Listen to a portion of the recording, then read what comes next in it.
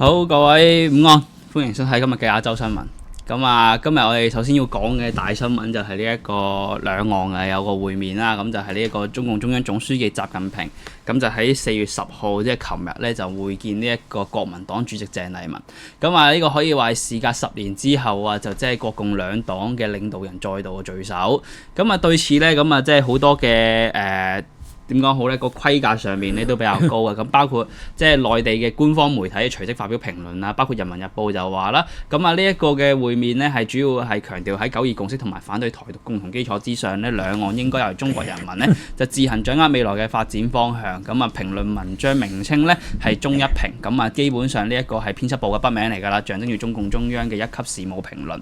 咁啊除咗《人民日報》之外呢，咁啊仲有其他啦，咁包括新華社啦，咁同埋就即係中央廣播電視總台啦，亦都有各自嘅言論。咁包括就係新華社就話啦，兩岸都是中國人，都是一家人。咁啊，即係CCTV 嗰邊咧就係話啦，無論國際形勢或者台海局勢點變咧，中華民族偉大復興嘅大趨勢咧都不會改變。咁啊，當然啦，咁我哋做人好膚淺嘅啫。我哋除咗係講啲官媒之外，咁我哋主要係睇啲禮遇嘅情況噶嘛。咁我發現咧就有好多台灣地區嘅人咧就即係。反而對今次咧就即係話好不滿，點解咧？不滿係不滿在於咩咧？就係話啦，佢鄭麗文被冷待，點解被冷待咧？就因為佢坐架咧就唔係紅旗，係小巴，咁啊，所以咧就即係話啦，即係要坐公交車咁樣過去見主席咧，見總書記咧。唔係公交車，咪搭巴士先叫公交車。咁即係佢哋會咁樣形容啊嘛，就話咩？咁啊呢個咧亦都引起咗內地民眾嘅強烈不滿咧，就話嗰架車大佬當年嘅主席去新疆都係坐嗰架㗎啫。頂級公務車嚟㗎，個樣係揼啲啫，咁啊，所以咧大家就用車嘅問題咧嘈一輪。仲有係嗰個人就係話鄭麗文行過同嗰個人握手嗰個省領導定係咩啊？咁然之後跟住話嗰個省領導，跟住之後就冇迎接，即係兩個唔係咁行去，而係佢咁樣行去。OK，咁所以咧就係講啦，咁但係嗰啲都係陸媒嚟嘅，不停揾啲嘢嚟講下啫。咁就今次如果純從新聞嚟講啦，即係所有嘢就係 nothing new 啦，即係唔係 new，但係 nothing 係好特別啊，冇一啲好特別嘅事係咩？大家會估到嗰啲事全部發生咗，嗰啲事就發生咗，就係咁簡單啦。咁就係當然呢件係一件好事咧。鄭麗文佢都需要中國嘅祝福嘅，因為始終佢哋係要親中派。其實中國都入台灣都開始，因為中國強大咗，都有啲親中派。佢一定要綁住嗰班人啦，因為佢啲台獨派佢係綁唔到噶啦。咁就係，但係我見到嗰啲人講嘅一個反而係着重點係另外一樣嘢好笑，因為鄭麗文原來後生幾靚女喎嚇，咁就係178高。咁啲人就話：咦，習近平究竟幾高咧？佢同鄭麗文又差唔多高，同特朗普又差唔多高嘅。咁我着咗唔同嘅鞋啦，應該。我唔敢妄議冇試過證。因為習近平都係好高嘅，其實即係佢本身都係高嘅。但係原來鄭麗文係咁高，唔係呢樣嘢我都唔係冇咁留意到咯。咁當然啦，咁其實以往咧，咁啊即係陸台之間嘅交流咧，咁其實好多時候係着重嗰個所謂嘅經貿往來或者係交通便利啦。咁今次咧呢啲嘢就相對比較少啦。咁啊反而個重點啊真係講翻喺即係叫做中華民族共同利益啊、反對台獨、九二共識等等等等嘅講法。咁啊當然啦，亦都有啲人就話啦，雖然儘管好似話近年咧嗰個緊張局勢升級，咁但係今次呢個表述咧仍然顯示北京咧對台仍然有一個非常之充裕嘅叫做和統嘅叫做願景。咁喺呢個狀況之下，咁其實要點樣去再理解呢一件嘅情況？我諗呢件事係屬於至少習鄭呢個會面咧，係屬於係一個統戰嘅狀況啦。但係呢個世界上統戰係好其次嘅嘢嚟嘅。咁真正嘅重要嘅都係實力咯。即係所以即係而家你聽金門同埋係金門同埋廈門嘛，條大橋已經起咗咧，即係中國內陸嗰條大橋起咗啦，即係起到差金門嗰節係未到啫，差少少啫。咁亦都係一路喺度收緊對入台灣嘅狀況啦。咁其實一個實力係最重要啦，其他所有嘢都係其次。咁啊，當然啦，高層互動咧，好多嘅嘢都大家會比較着重啦。譬如話今次咧第一次用東大廳啦，咁以往就唔係東大廳嘅，咁啊即係被視為係一個升級啦。咁但係喺升級嘅同時咧，亦都即係話啦即係部分嘅嘢同以往就唔同啦。以往咧就北京可以滿足於所謂兩岸分治論，即係馬英九時期好中意講嘅即係不和不統咁兩岸分治咁即係原則上同意即係九二共識。咁今次咧就似乎喺呢一方面側重更加多啦。咁喺呢個狀況之下，咁好老實咁講啦，未來就係無論係嗰個叫做中期選舉就嚟到啦，還是係台灣地區即係又要選舉嘅時候又要到啦。咁國民黨可唔可以用翻以前嗰一套，就係平時咧就親綠跟住去選舉嘅時候咧親美，然之後又順便留下呢一個共，跟然之後咧就去拉到呢個所謂嘅台灣本地票，呢一套仲行唔行得通咧？呢套好難行得通。首先我補充翻啦，習近平至少肯見鄭麗文已經係一大成就啦。即係話唔好攞啲咩規格先啦，我肯見你就已經搞掂咗啦。第二就係因為今時唔同往日啦，90年代提出嚟嘅條件就係你保有自己軍隊啦。咁但係而家今時今日，我諗一旦自己統一咗，係唔可以保有自己軍隊，所有嘢都唔可以通㗎。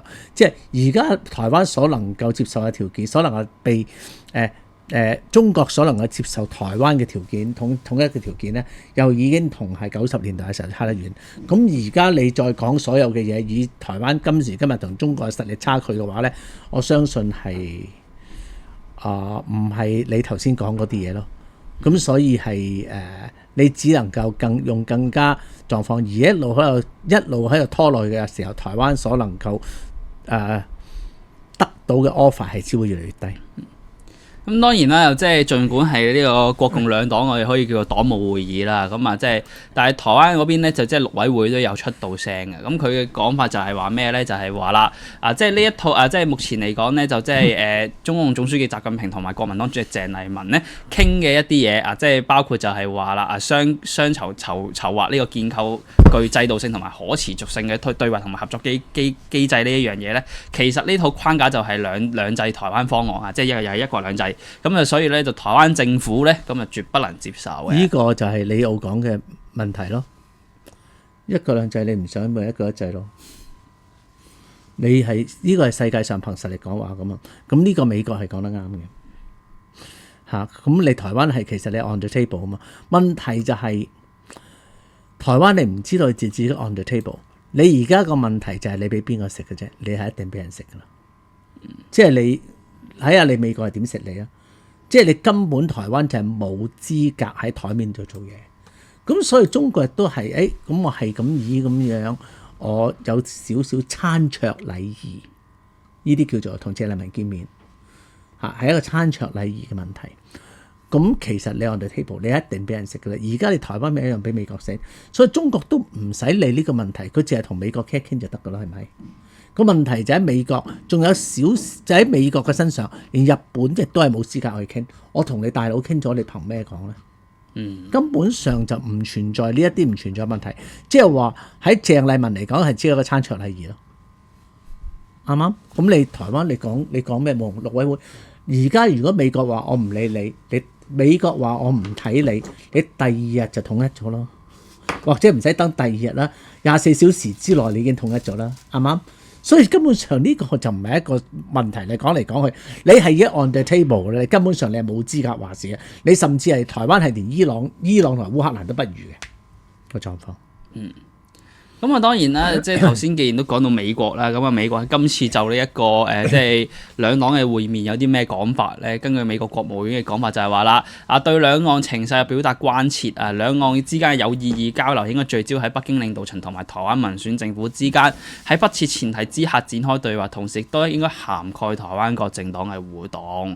咁所以咧就似乎咧國務院咧就即係叫做即係話啦即係應該要同呢一個台灣嘅政府咧，即係台灣地區嘅政府咧，就開展對話喎。唔係，因為不設前提對話呢個其實民進黨政府一路都係咁講。即係話永遠賴清德所有嘅嘢都係咁講。我哋係隨時歡迎和談，歡迎係大家談話，不過係不設前提。咁所以其實民進黨立場呢樣嘢冇變過。咁但係以往係民進黨講啫，今次係美國都係咁，美國講即係民進黨講啦。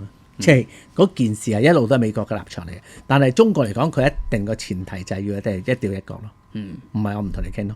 如果有不設前提嘅話，即係等於要兩國噶啦，等於兩國論嚟噶啦。我台灣係一個政府，中華民國同埋中華人民共和國傾偈，咁咪即係不設前提咯。設前提就係大家要一個中國啊嘛。咁啊，只不過就即係依家美國就呢一件事發聲，咁佢最近好得閒咩？咁都要就呢樣嘢講嘢嘅，因為發現咗習鄭會嘅話，唔通佢由佢哋去講咩？咁佢都話任何反對任何一方面單方面改變現狀，佢都要講一講嘅。咁啊，當然啦，呢一個咧就係目前啊，即係比較大嘅新聞啦。咁講完啊呢個大嘅新聞之後，咁我哋翻返去睇翻一啲本地嘅新聞先啦。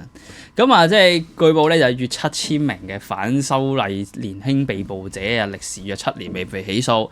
保安局局長鄧炳強近日接受訪問指咧，就話過去2年推出特別項目協助佢哋更新。咁而咧就最近呢，呢個男歌手張敬軒呢接受文匯報嘅專訪啊，咁啊亦都非常之大版嘅專訪啊嚇，提到最近成為保安局正向引導項目嘅導師啊，話喺上半年內親身帶領參加者到內地交流，見證國家嘅繁榮昌盛。咁佢又形容當年啊被社會氣氛沖昏頭腦啊，過去一啲言論同作品演繹方式不當，令到外界質疑佢心繫國家香港嘅情懷同埋態度。就此真誠致歉，盼消除社會質疑聲音。同時咧，希望以自身嘅經歷引導年輕人認清錯誤，重新出發。咁就認錯都好過唔認錯，至少佢雖然係當年黑暴咁，但係都已經係改過咗自身啦。咁而家佢都要接受文匯報專訪表示，唔通黑暴唔可以改過自身咩？係咪？咁好多人都係咁樣嘅狀況。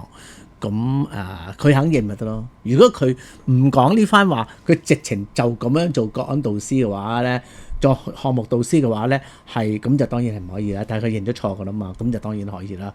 咁所以其實我都識得有啲係一啊東啊，一咪一東都冇關係，一啊平啊嗰啲人去做咗國安項目嘅導師嚟嘅。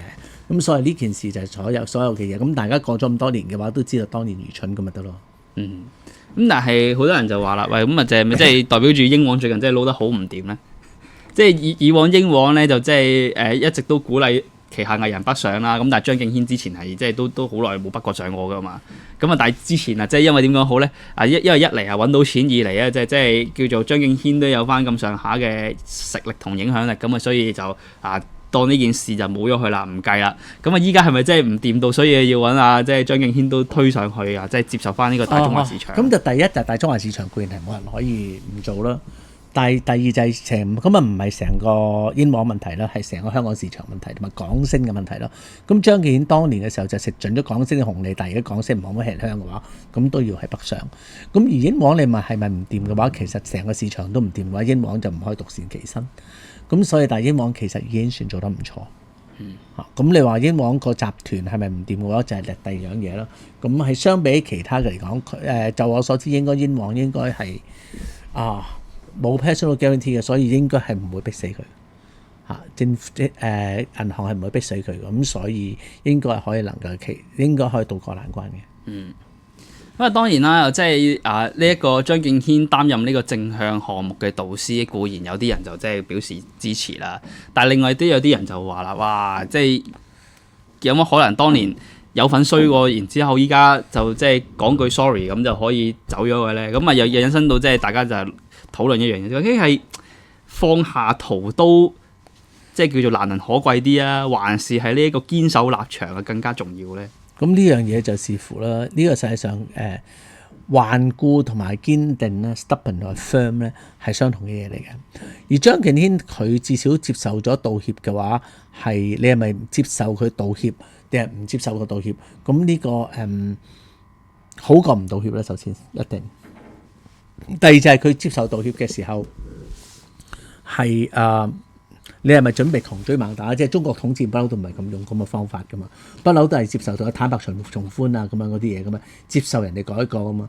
咁呢個世界上即係我諗冇一個罪犯係大獲得個普兒啦，咪一樣係到佢就搞完一輪，跟住雖然仲要坐監啦，咁啊翻咗出嚟啊。咁但係最重要嘅就係呢個世界講利益嘅，咁張敬軒有價值，咁走出嚟做樣板嘅話，斷估都值回票價嘅，啱啱？佢出到嚟痛哭流涕，即係唔係痛哭流涕啦咁。但係你做樣板嘅話，對於呢個世界上，對於統戰都係非常之有作用嘅話，咁你既然有價值嘅話，咁當然唔係你唔係一個無端一個謀你咪捉你咪一個謀你話捉你咪坐監，捉你坐監咪捉你坐監啦，掟你去外國咪掟你去外國咯，咁唔同嘛，你張敬軒嚟噶嘛，咁都係留翻你待用啊，有呢個戴罪立功啊，好過掟你走係嘛？咁啊，即係講到如果張敬軒有呢一個仍然都有呢個點啊統戰價值的話，佢即係可以另外咁樣去處理啦。咁但係之前我哋頭先開波都睇入到啦，仲有7000名嘅即係被捕者歷時7年仲未被起訴。咁啊，亦都有可能起訴，有啲亦都不可能，亦都有可能不被起訴。咁呢一批嘅人又點樣處理？你哋廢物嚟噶嘛？你冇統戰價值噶嘛？我就可以全部都咁多少你可能你大家做下嘢，譬如你做下啲體力勞動嘅嘢，個社會上都好需要人哋倒屎啊、執屎啊、倒垃圾啊咁樣嘅。咁橫掂個社會上缺乏大家唔肯做，不如將你哋拱去做低等人口，好過鋸咗你啊，好過咩啊？係咪？但係如果當中無啦啦爆一個超新星出嚟，就係研發到新嘅 AI 咧，咁就當然係奉若上賓啦。啱啱？即係其實如果羅冠聰都係佢統治價值嘅。如果佢而家即刻飛翻嚟香港，跟住不停喺度調轉喺度大鬧英國政府，我諗都美國政府跟住之後仲大爆美國政府同佢啲雕究竟有幾賤啊咁樣嘅話咧，我相信都會既往不咎嘅。咁大家都係睇利益嘅啫，呢個世界係咪？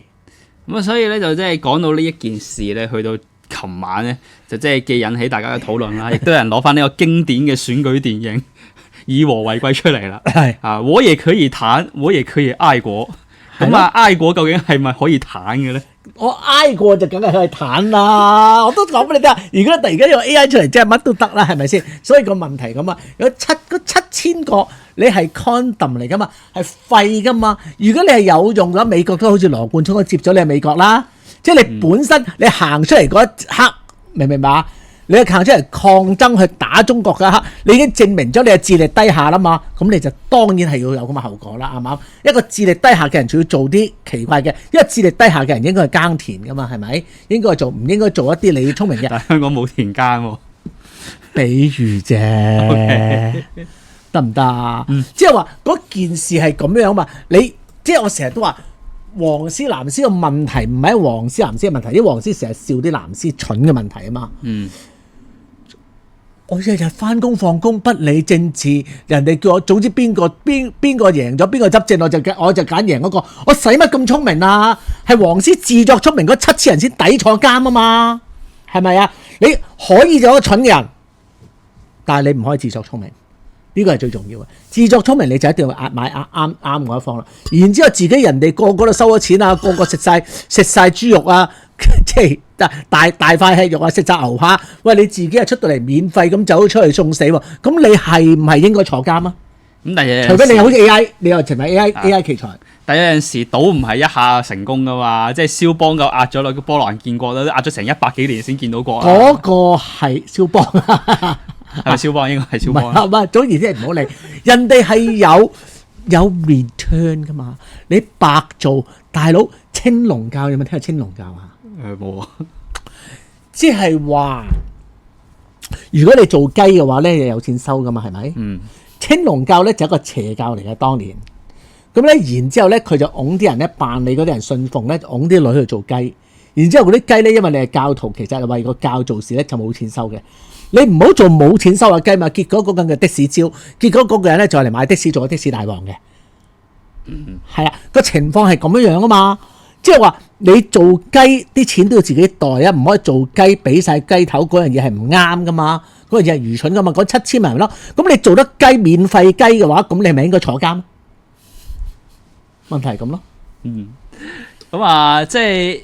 有啲人就話啦，但係做雞可能會被拉，但係都叫被拉，都叫做我被拉做雞生翻花柳都叫做有得袋啊！會嘅咩？唔係佢陀地俾人拉，唔係應該淨係告個馬夫嘅啫咩？我唔知啊。咁至少有分下，唔係雞係如果喺大陸就知係。OK，係某啲情況咁嘅狀況。但我指嘅意思即係你會附上嗰啲風險啫，嚇附上嗰啲風險。咁但係問題就係你唔能夠附到風險，自己冇 return 噶嘛。係咪？即係黎智英啊，或者係羅冠聰啊，或者係黃之鋒啊，佢哋都有 return 噶嘛。咁你如果冇 return 而係跳咗出去嘅話，咁你必然係做到，即係你係必然係會有咁嘅後果嘅話，咁你個智力係有問題。咁但係去到最後咧，佢又講翻呢一個嘅呢一個情況啦。即係點講好咧？高位買入買出咁係有可能會導致呢一個資產嘅變量嘅嘛。張敬軒喺呢個歸義之前咧，咁佢有統戰價值。咁但係依家佢就出嚟啦，就係話啦，叫見證國家繁榮，會唔會導致到佢嘅即係大量嘅 fans 流失，而導致到佢本身有呢個價值變咗冇呢個價值咧？係會嘅。佢其實佢而家價值都已經唔係咁高，所以佢就接受《文匯報》訪問，就最近成為保安局正面引導嘅項目導師啦。如果黑暴嘅時候即刻跳咗出嚟，而家已經翻到大陸發咗達啊，鄧紫棋咁樣啦。啱啊嘛，以佢嗰個名氣，而家已經辭 Q 晒啦。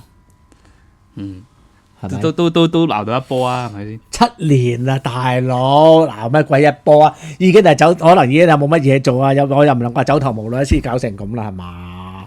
即係一早就去，我同你哋黑暴決裂乜七，跟住即刻翻大陸掘金好過啦。咁但係依家賣出咪好尷尬咯，翻到內地又未必個個都受噶啦。咁但係本港嘅市場亦都有個風險係會流失噶嘛。而家佢亦都計過嘅，因為而家其實冇咁多黃絲噶啦。大家都翻大陸，消費啦，去深圳消費啦，係咪？咁當然啦，呢一個就係保安局其中一個比較重要嘅一個新聞啦。咁另外咧就講到第二個新聞就同啲書有關嘅。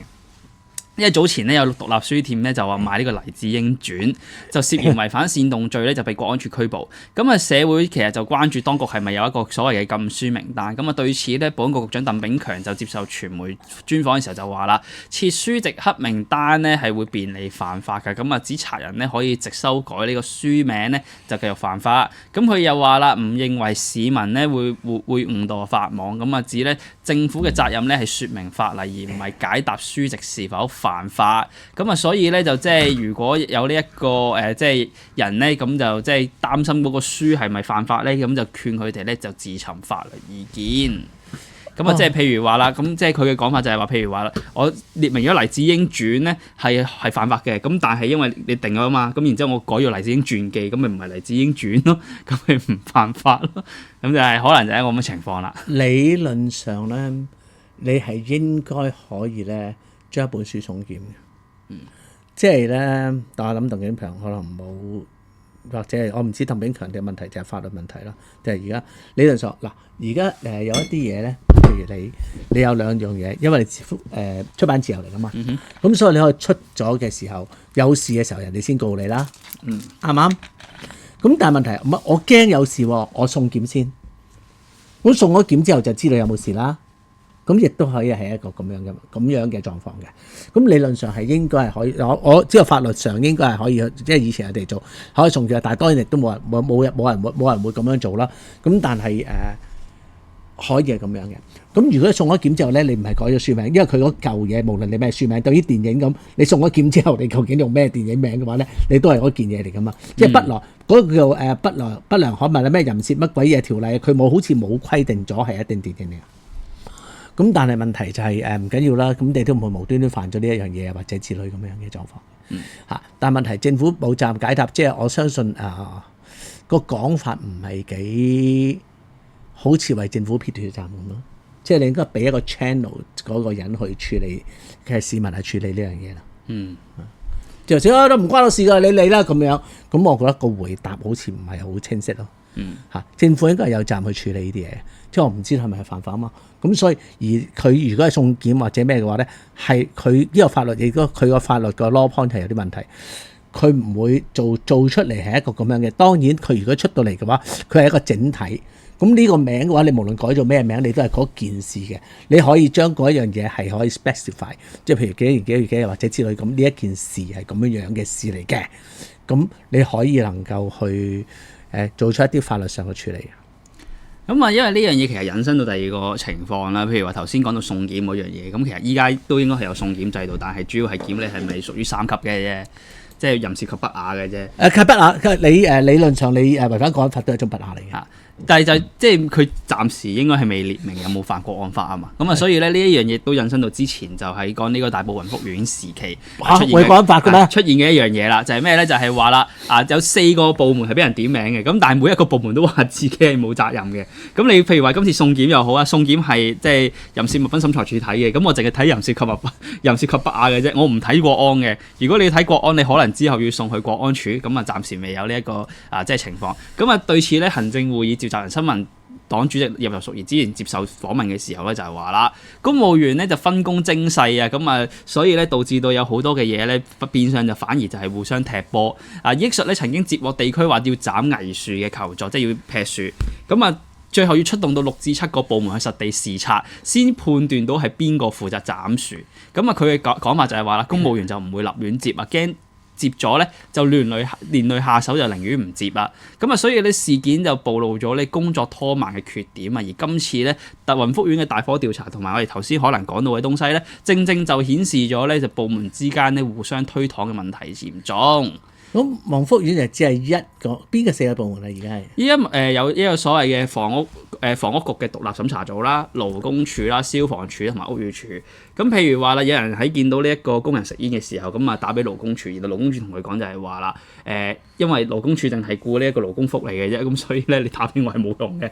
有火嘅嘢你應該揾消防。打咗俾消防之後咧，消防好似嘅講法就係話地盤嘅嘢係唔關佢事，建議佢哋揾個第二個地方，咁所以可能係揾咗屋宇署，咁啊，所以咧就係一個咁嘅情況啦。係咁呢樣嘢其實從來都喺政府度發生啦，所以個政府就係嗱，我解釋，譬如話我舉一啲例子，譬如話好多時咧，你見到啲路咧掘完有掘，掘完有掘，掘完有掘，因為咧即係水整完水啊，整電啊，整完電整電話，咁於是乎條路整嚟整去整唔清楚啦。咁啊後來啲人就話統一點樣樣去申請啦，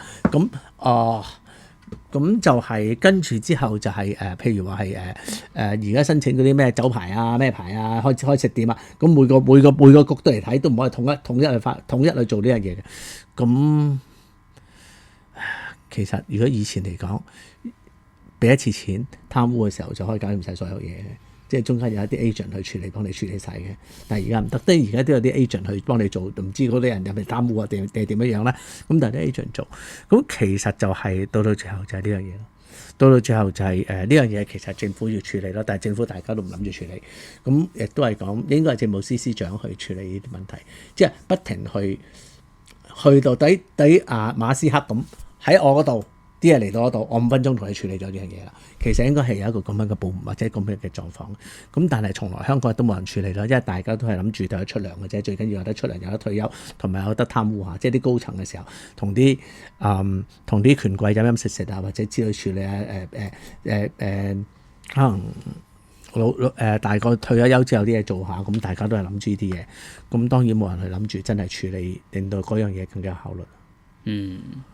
咁啊，當然啦，就即係本身公務員忙會唔會係一個原因咧？因為即係葉劉喺同一個嘅嘅個節目都講到啦，就係話啦，即係以呢一個巴士強制佩戴安全帶法律為例啦，咁啊即係當時咧就即係因為出咗呢一個法律條文技術不足，咁啊引起呢一個即係律政司啊就不滿啦，咁啊即係對此咧咁啊葉劉就話啦，咁啊即係因為當時負責咧呢個安全帶法例嘅政務官咧，同時負責緊呢一個安全帶啦、網約車啦、自動駕駛啦，咁其實咧個成個 team 就好忙嘅，忙到不亦樂乎啊！咁啊，呢個佢嘅講法啊，忙到不亦樂乎。咁佢就話啦，立法會都有責任啦。咁但係咧，因為臨近換屆，咁太多嘅草案都去到立法會啦。咁啊，法律顧問都忙碌，咁啊，所以咧就即係似乎大家一齊忙咧，就導致到總係有啲嘢咧係會甩咗碌嘅喎。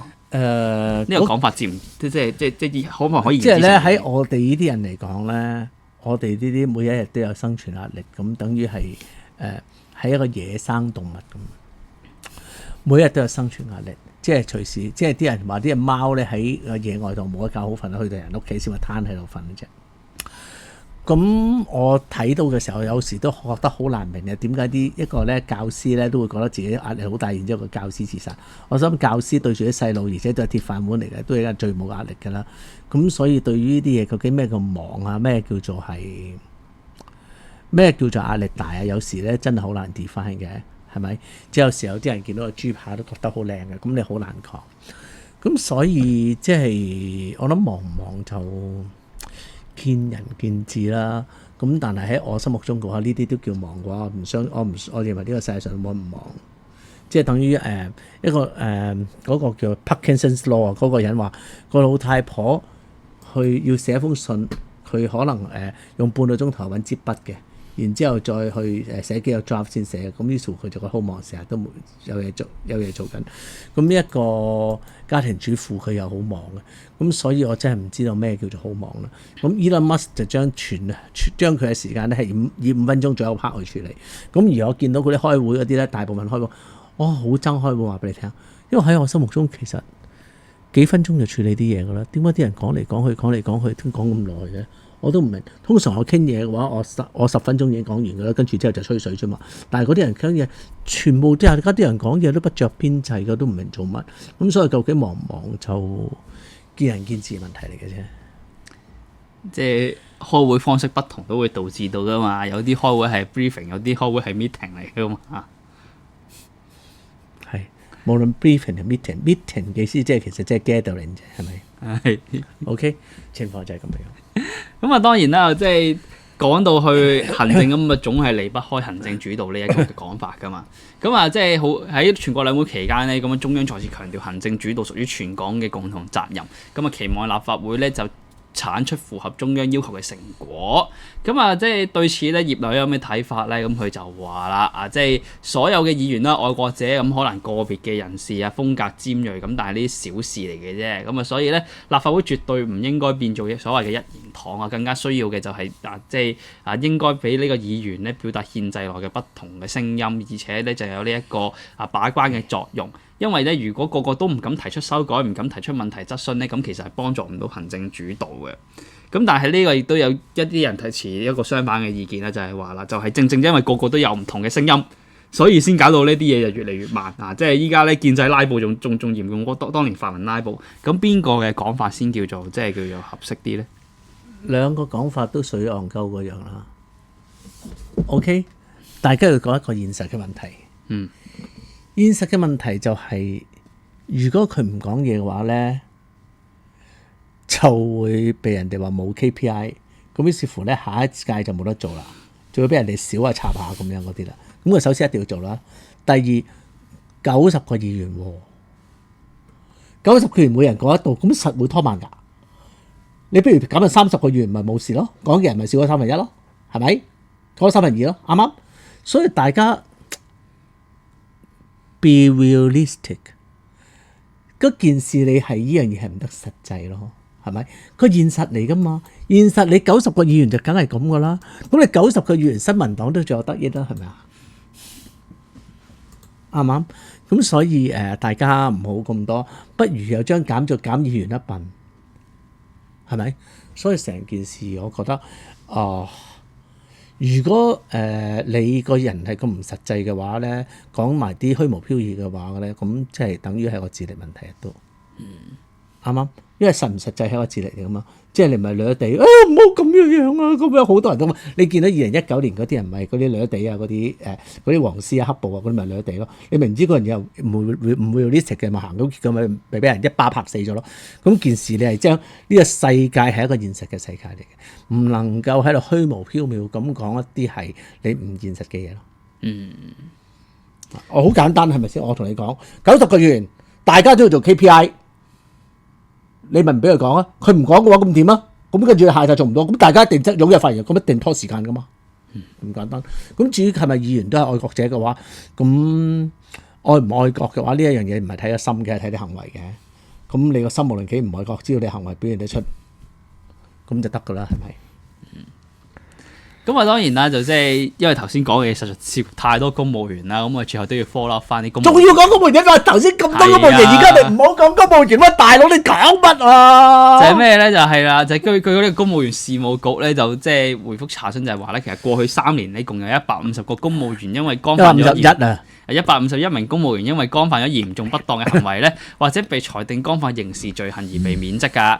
咁而至於咧過去3年離職嘅公務員人數咧，就有大概27,718人，咁即係平均每年大概9,000幾人左右啦。咁亦都係逐年下降嘅。咁但係個別部門嘅離職人數咧有增就無減，當中包括警務處。咦？點解咧？因為警務處照計都算係身高良好㗎啦嘛，係咪先？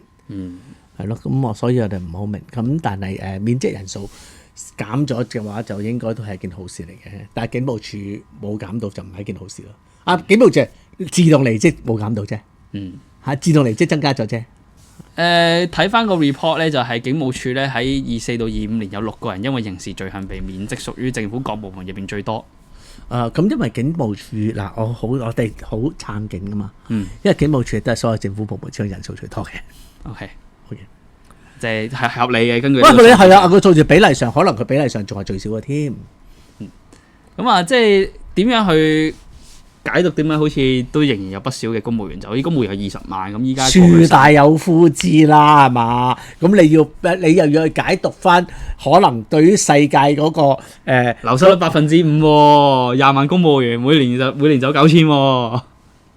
咁你睇下 private sector 係應該係走更多啦，點知5%啊？如果你講坐監嗰啲人啊，我可以保證啊，係接近保證啦。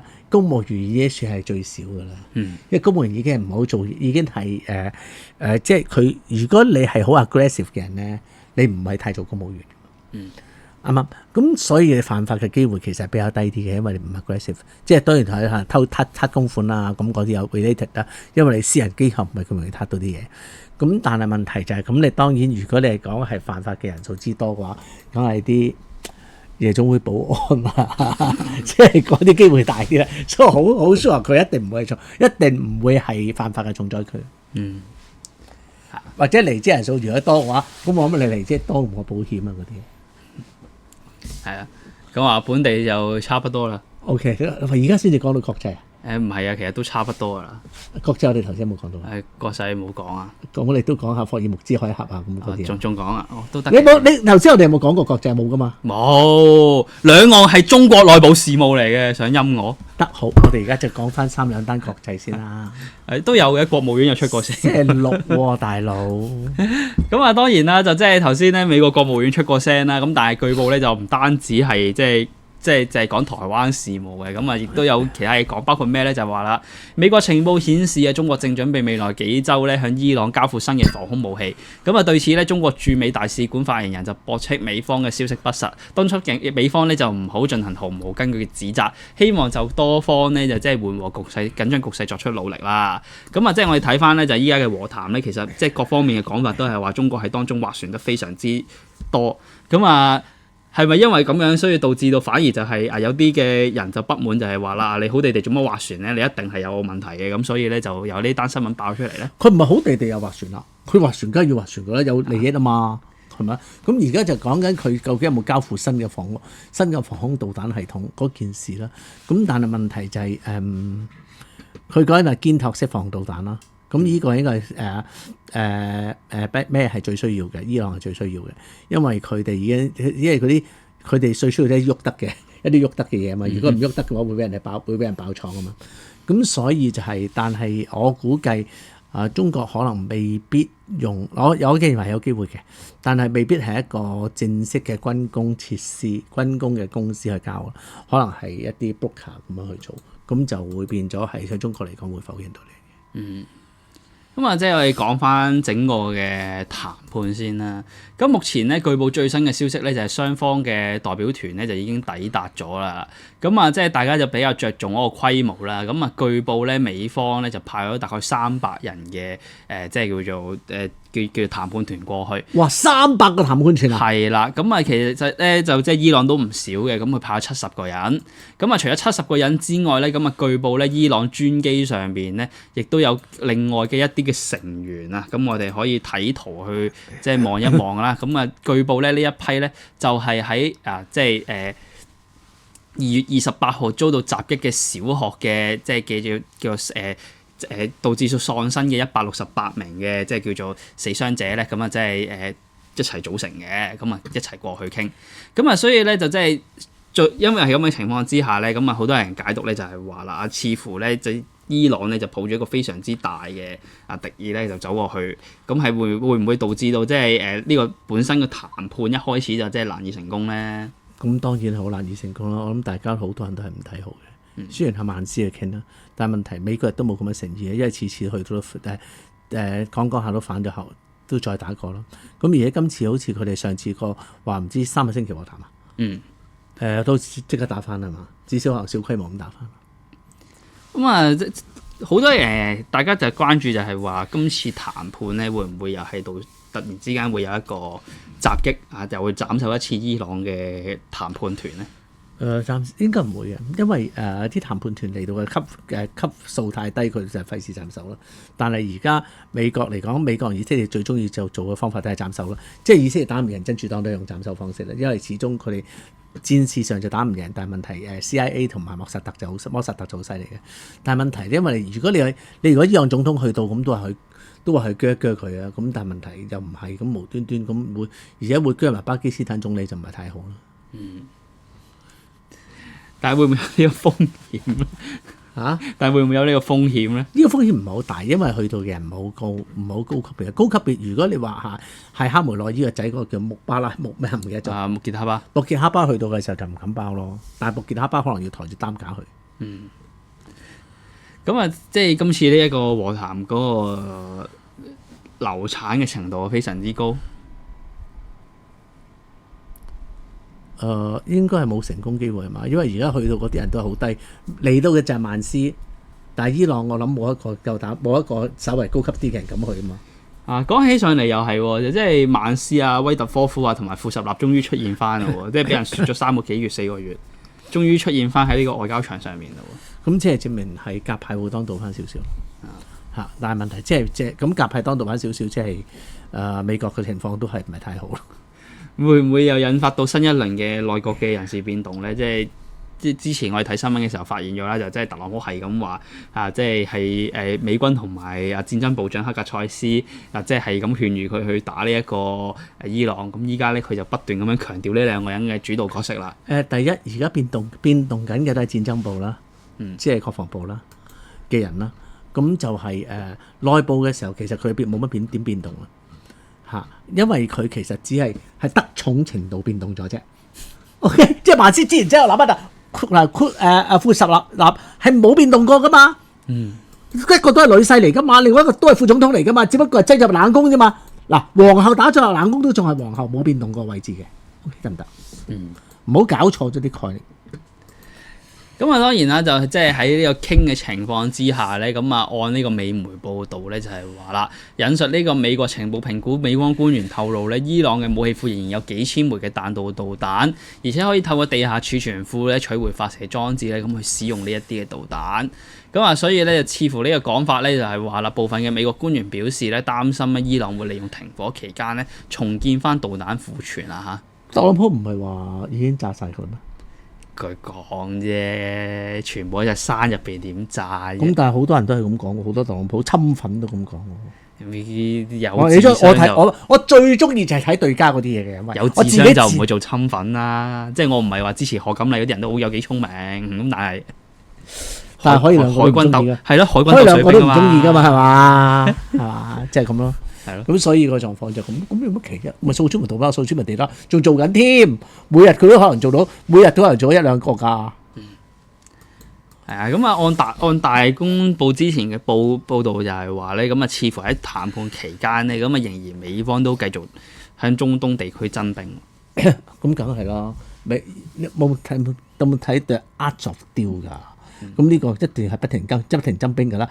因為咧，如果你要去成件事咧，要去登陸，當年嘅時候打伊拉克咧，伊拉克其實比伊朗易打啲嘅，都用咗50萬軍隊咯。咁你話而家你都係5萬喺伊拉克周邊啫，咁你話要增幾多先夠咧？因為其實呢啲係要雷霆萬軍之勢，一次過擊敗佢，一次過殲滅佢㗎嘛。咁雖然增兵或者之類，每一日嘅部署都係錢嚟嘅。但係又唔使我哋俾嘅，又唔使特朗普自己私人銀荷包，冇所謂啦。咁幾時會打 round two 先？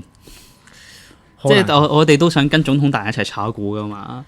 即係股神巴倫揾咗啲，可唔可以都抌翻啲餅碎落嚟啊？個餅碎就會抌落嚟嘅，一定。問題到唔到你執啲餅碎嘅？OK，人哋抌啲咩大風跌落地都有時執唔到錢啦。咁我諗暫時佢要睇一睇呢個談判係點先啦。咁啊，當然啦，喺呢個談判期間，其實出咗個少少嘅風波啊。咁係咩風波咧？就係以色列嗰邊嘅情況嚟嘅。咁啊，韓國總統李在明咧，咁啊早前喺社交平台轉載一段聲稱係呢個以色列士兵推倒一名巴勒斯坦兒童落樓嘅片段。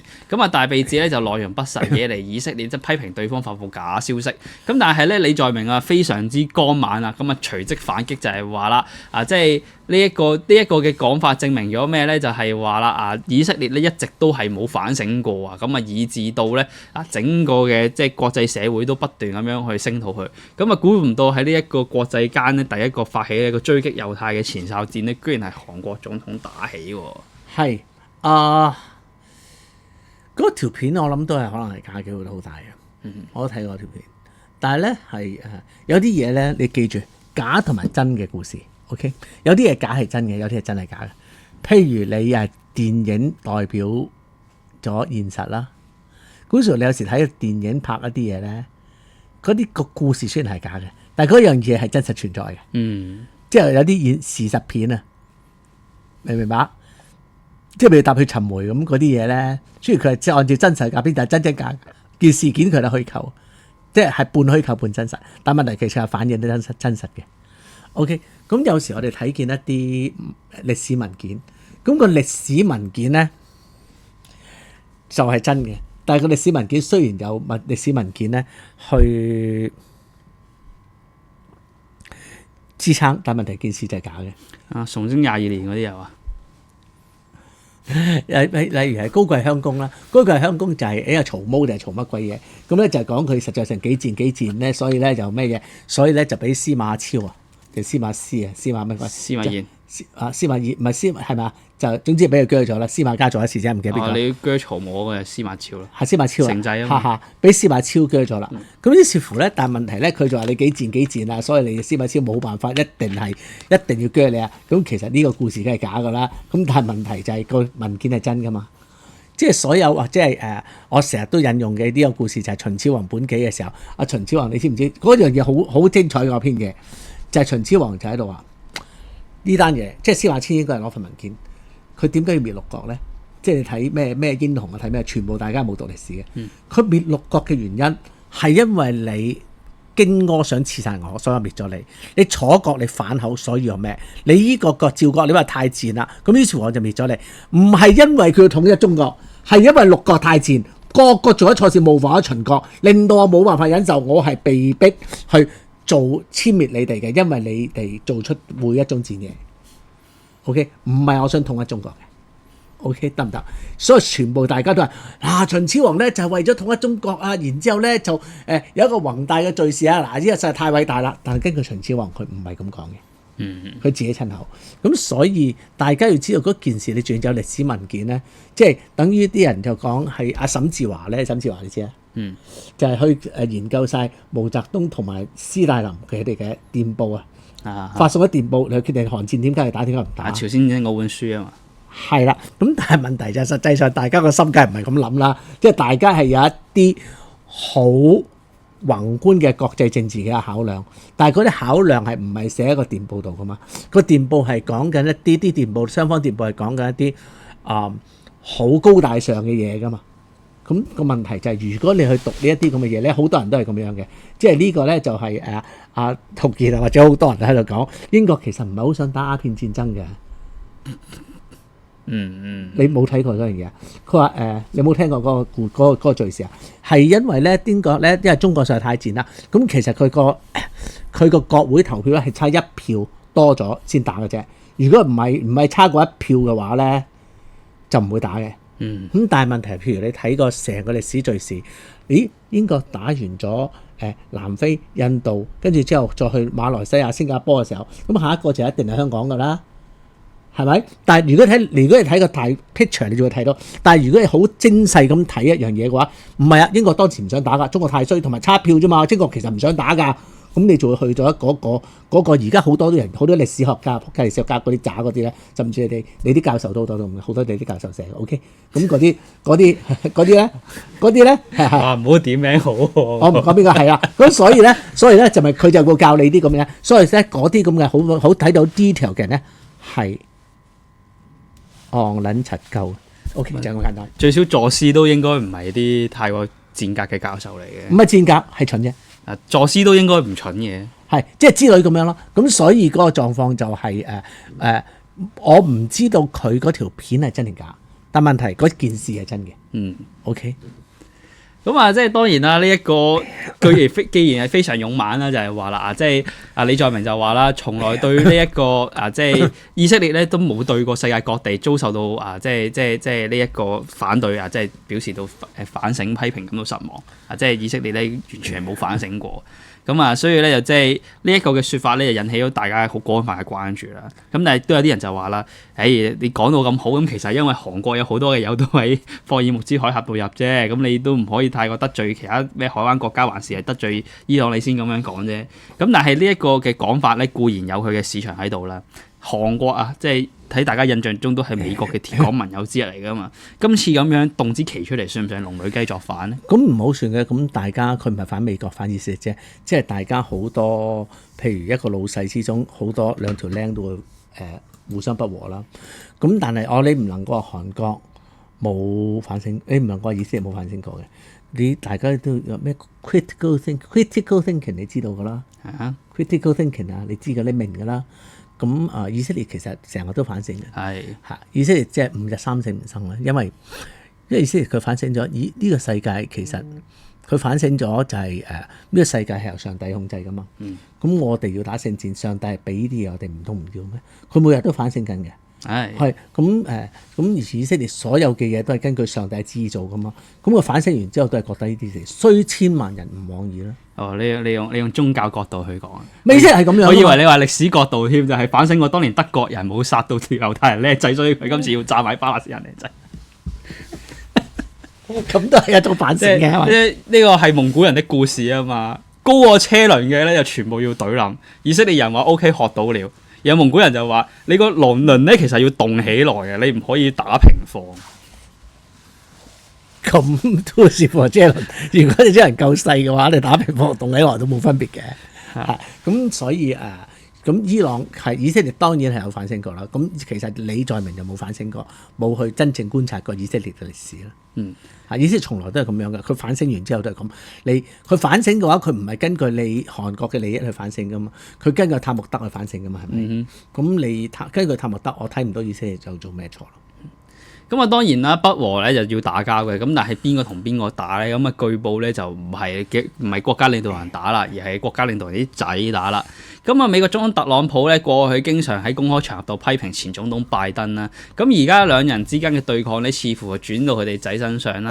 咁喺美國人民準備慶祝美國獨立250週年之際咧，咁即係現任總統即係美國前總統拜登嘅次子亨特拜登咧，咁就向現任總統特朗普嘅兩名仔即係小特朗普啦，同埋呢一個Eric Trump 咧，同埋呢個 Donald Trump Jr. 咧，就發出一場咧鐵籠格鬥嘅邀請，咁就話咧即係相嗌唔好口夠薑就隻抽，咁所以咧又真係要打場，咁據報咧白宮啊暫時未回應嘅，咁亦都唔使白宮回應嘅，佢個仔嘅事嘅，係咪？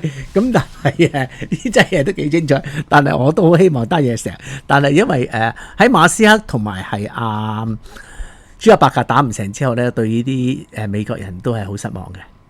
呢個因為呢個 Hunter 嘅話，佢都係拜登嘅一個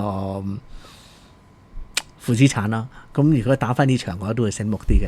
咁但係如果佢打輸咗嘅話，佢亦都冇嘢，因為佢已經係一個負資產嚟㗎。其實算唔算係負資產咧？佢之前都幫拜登家族使過唔少錢啦。使嗰錢真係洗白佢係負責吸錢嗰個人嚟。係啦，洗白嗰唔知係咁，但係佢黑手套嚟㗎嘛。喺形象上係負資產，咁洗白做嘢梗係做到嘢啦。呢個梗係乖仔做到嘢，但問題喺形象上負資產嚟㗎嘛。咁所以你點做嘅話咧，都唔會去影響到拜登嘅。即係我覺得亨特拜登都好無辜啫，本身諗住幫個大佬嘅，之後大佬唔爭氣，自己生 cancer 死咗，咁冇得講嘅喎。好似佢搞咗大佬嘅老婆。咁即係點講好咧？兄終弟及呢一家嘢多爾袞係咁做啦。咁唔知多爾袞嘅負咩字？中大陸仲有一個傅咩子嘛？傅咩子傅咩子成啊？傅葉子成都係好多嘅。唔係淨係中大陸，即係匈奴啲缺士咁樣都要，即係除咗親生嗰個之外，都要嫁翻俾下任嘅，包括黃超君啦。係咯，即係呢一家嘢，我覺得係傳統嚟嘅啫。即係西式嘅政治咁啊，大仔係叫承繼政治地位，二三四仔就係專係負責吸毒啊、使錢啊咁去幫手識結交唔同嘅人噶嘛。咁係純粹個大仔做一組啫。唔吸毒啊，唔吸毒識唔到咁多人嘅。係啦。咁啊，當然啦，打交咧就唔單止係仔嘅，咁啊，即係似乎咧就即係名利場上邊呢啲叔父輩都要出翻嚟打嘅，包括係咩咧？就係美國前總統賀錦麗就係話啦，諗住考慮咧就參與競逐2028年嘅美國總統大選，咁佢就話啦，就目前嚟講呢，可能會正在考慮，咁點解咧？咁啊，主要嘅批評就係話啦。即係賀錦麗就話啦，我曾經有4年時間同美國總統之位擦肩而過，咁我知道呢場工作係啲乜嘢，亦都知道佢需要啲乜嘢。咁啊，而且咧佢都批評咧就係話啦，即係特朗普啊，即係令到呢一個美國全球聯盟呢日益削弱。咁啊，亦都係二戰以嚟第一位唔相信我哋同友好國家結盟嘅美國總統。呢樣嘢咧，但係咧同友好結盟國家建立呢個良好關係咧，係對於美國喺世界上嘅地位咧係非常之重要嘅。咁啊，所以咧2028年咧就真係出仗啦。咁啊，此消彼長之下咧，咁啊之前萬斯就話唔參啦，咁依家係賀錦麗參翻嚟啦，特朗普又唔知可唔可以再參啦。喺呢個情況，唔可以再參啦。呢個情況之下，會唔會對呢個共和黨好不利咧？呢樣嘢咧，其實5、6個問題嘅。第一個問題，其實成單嘢最重要嘅重點係咩咧？嗰句，佢如果賀錦麗咧係話咧，我曾經同美國總統擦肩而過咧，咁咧呢句話就係冇問題嘅。佢話曾經有4年我同美國總統擦肩而過，點解4年咧？只係拜登就關，嗰4年應該關噶嘛，冇關到呢4年。你話如果選嘅時候選輸咗嗰一刻，咁咪即係曾經同美國總統擦肩而過咯。佢話4年喎，擦肩而過，咁即係話咗4年佢唯一做嘅機會就係拜登關啫嘛。之後佢4年擦肩而過，即係佢本嚟 expect 拜登係死嘅。咁拜登都70幾80歲。我知佢，但係你唔可以咁講噶嘛，大佬啊！離晒譜啊！呢句話 OK， 我就覺得呢句話真係好離譜。OK， 曾有4年時間要俾我專登 OK。咁第二個咧就係喺美國當時嘅時候唔係好明嘅，以前細個嘅時候，咦點解尼克遜選完選輸咗俾甘迺迪之後，跟住之後可以再選總統嘅？其實美國總統係可以無限選嘅，因為只要初選贏到就得噶啦。咁初選咧就係最重要就係睇你籌款能力。所以只要有多啲人支持嘅話，其實我點解無端端會有啲人咧？克林頓啊、奧巴馬都係喺好低級讀物系嘅。我想選，咁大家就係睇籌款啦。邊個籌得勁啲就可以選㗎。其實就係大概係會咁嘅情況。咁所以咧係賀錦麗係本來可以再選嘅。咁而家仲有就係賀錦麗，即係如果講格食格嘅話，佢輸咗俾特朗普啫，唔係代表佢會輸俾萬斯㗎嘛？係咪？咁所以咁佢都係有資格嘅。咁第一個女性黑人唔係黑人，佢係應該係印度啊。印度係。咁佢做總統，而且仲係一個孕婦，咁應該都有啲孕婦出身啊嘛。大家如果睇佢啲背景都知道，咁都應該係有啲幫助嘅。咪咁年輕嘅時候係孕婦咁就 OK 嘅，你依家都孕就難搞啲。有冇出身？咁特朗普咧，你有冇睇過特朗普嗰個叫 CHN 啊？佢應該都係俾個 Khan 搞屎忽出身嘅。咁先至可以獲得咗第一桶金。咁啊，即係依家佢角逐2028年機會有冇咧？打唔打贏咧？有機會嘅，問題就係你唔知佢會攞到，因為佢無端端嗰個譬如阿 Newsom 啊或者之類咧，你無端端咧你讀美國咧，因為我哋真係太過唔熟悉美國啦，唔同人哋嗰啲英文好嗰啲咧，成日都睇住啲美國嘢，每日喺度啄住啦。我哋啲英文唔好嗰啲咧，成日咧都10年都唔睇一次英文嘅時候咧，有時都會漏咗好多嘢啊嘛。咁所以我哋唔係好知道美國個政治狀況點，但係無端端都好似克林頓啊、奧巴馬啲咁嘅人無端端都唔係突然間本來唔係佢選嘅，點乜嘢咧變咗佢選嘅，即係咁嘅人走咗出嚟。所以好難講，我哋都係就事論事，就見到嘅去講。咁今日咧就暫時去到呢度先啦。好，就咁啦。好，拜拜。